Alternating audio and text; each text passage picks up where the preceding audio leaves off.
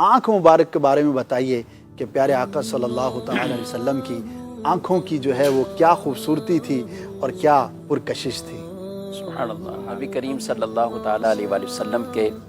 سارے ہی اعضاء مبارکہ اور ان کے اگر الگ الگ بھی ہم اوصاف بیان کرتے جائیں، اوصاف دو طرح کے، ایک ہے ظاہری طور پر جو حسن مبارک نظر آنا، جی، پھر ایک اس عضو کے کمالات، یہ اپنی جگہ بظاہر چہرہ مبارک کا حسین ہونا، خوبصورت ہونا، پھر اس چہرے مبارک سے آگے کتنے کمالات ظاہر ہوئے، معجزات کا جو معجزات اظہار جنہیں ہوا۔ کہہ لیں۔ یہ مبارک چہرہ اگر اسی طرح لے کر اندھیری والی جگہ پہ جائیں تو وہ روشن ہو جانا، آپ صلی اللہ علیہ وآلہ وسلم کا جو چہرہ مبارک ہے، اور پھر ان کے اندر بھی ہم جن اعضاء کے لیے اگر گفتگو کر رہے ہیں، یہ آنکھ مبارک کے بھی ہم کر رہے ہیں، اپنے حسن میں تو بے مثال ہے یہ آنکھ۔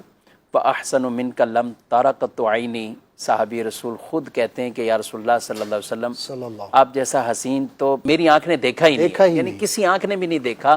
اور دیکھے کیسے وَأَجْمَلُ مِنْكَ لَمْ تَلِدِ النِّسَاء، کہ آپ جیسا حسین و جمیل تو کوئی کسی ماں نے جنا ہی نہیں، کوئی پیدا ہی نہیں ہوا۔ رسول اللہ صلی اللہ علیہ وسلم کی آنکھ وہ ہے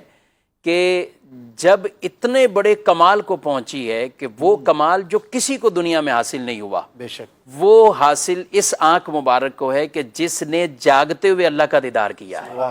قرآن نے اسے بیان فرمایا ما زاغ البصر، یعنی ایسے دیدار ہوا ہے کہ یہ آنکھ یہ پلک بھی نہیں جھپکی ہے، آنکھ بھی نہیں جھپکی ہے، اور اس طریقے سے اللہ رب العالمین کا وہ دیدار کیا، اور یہ خاصہ ہے حضور صلی اللہ علیہ وسلم کا۔ بے شک، کسی اور نبی کو دنیا کے اندر جاگتے ہوئے یہ شرف نہیں ملا۔ تمنا تو کی لیکن شرف ملا نہیں۔ تمنا کی حضرت موسیٰ علیہ السلام نے، لیکن وہاں بھی کیا فرمایا؟ لن ترانی، وہاں بھی جو منع کیا ہے تو وہ آنکھ سے ہی اس کا تعلق ہے۔ اور موسیٰ علیہ السلام جو کوہ طور پر بھی جاتے ہیں اور جو ہم کلام بھی ہوتے ہیں، کلام کے اندر جو اتنے ان کو لطف ملا تو پھر انہوں نے ربی آرینی کہہ دیا، یا اللہ میں تو دیکھنا چاہتا ہوں، کلام سنا ہے تو اب میں زیارت بھی کرنا چاہتا ہوں، دیدار بھی کرنا چاہتا ہوں، تو فرما دیا لن ترانی، اے موسیٰ آپ نہیں دیکھ سکتے، ولیکن انظر الی الجبل، لیکن پہاڑ کی طرف دیکھیں۔ اس پہاڑ پر وہ اللہ کا دیدار نہیں ہے بلکہ اللہ کی طرف سے ایک تجلی ہوئی ہے پہاڑ پر، اور اس تجلی کو بھی براہ راست نہیں دیکھا بلکہ پہاڑ کو دیکھا ہے، اور اس کو دیکھ کر آپ زمین پر تشریف لے آتے ہیں، بے ہوش ہو جاتے ہیں۔ لیکن اس کی وجہ سے بعض مفسرین نے پھر لکھا کہ آپ کی آنکھ کا نور اتنا تیز ہو گیا کہ حضرت موسیٰ علیہ السلام اگر رات کے اندھیرے میں بھی کہیں دور میلوں پر کوئی کالے پہاڑ پر چلنے والی چونٹی کو بھی دیکھ لیا کرتے، سبحان اللہ، یعنی یہ اس تجلی کا اس تجلی کے یہ ان کو نور یہ حاصل ہوا، تو یہ تجلی کو براہ راست نہیں پہاڑ کو دیکھا، اس پہاڑ پر وہ تجلی پڑی، وہ پہاڑ ریزہ ریزہ ہو گیا، یعنی ان کے نور کی یہ باتیں اور آنکھوں کی بصارت اس قدر بڑھ گئی تو نگاہ مصطفیٰ کا کیا گیا، یعنی حضور علیہ السلام نے تجلی نہیں دیکھی بلکہ اللہ کا دیدار کیا۔ دیدار کیا، کتنی دیر کیا، کیسا کیا،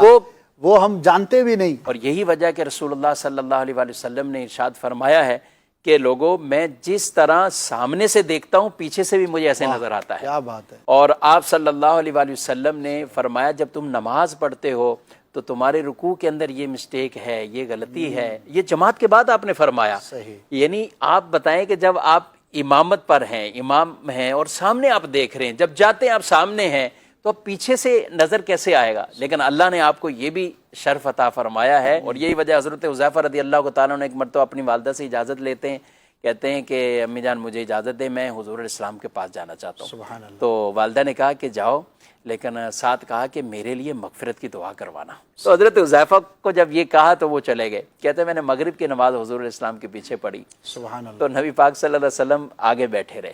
اور حضور اپنے کوئی اوراد وغیرہ میں مشغول تھے، صحیح، کچھ پڑھتے رہے، کچھ معاملات میں مشغول تھے، میں بیٹھا رہا۔ اب میں نے تو یہی سوچا تھا نماز کے بعد جائیں گے تو میں دعا کے لیے کہہ دوں گا، کہا میں بیٹھا رہا، اتنے میں عشاء کا وقت ہو گیا، کہا کہ عشاء کی نماز پڑھائی حضور صلی اللہ علیہ وسلم۔ اب یہ پڑھانے کے بعد حضور صلی اللہ علیہ وسلم پھر اٹھے اور چلنے شروع، گھر کی طرف جا رہے ہیں۔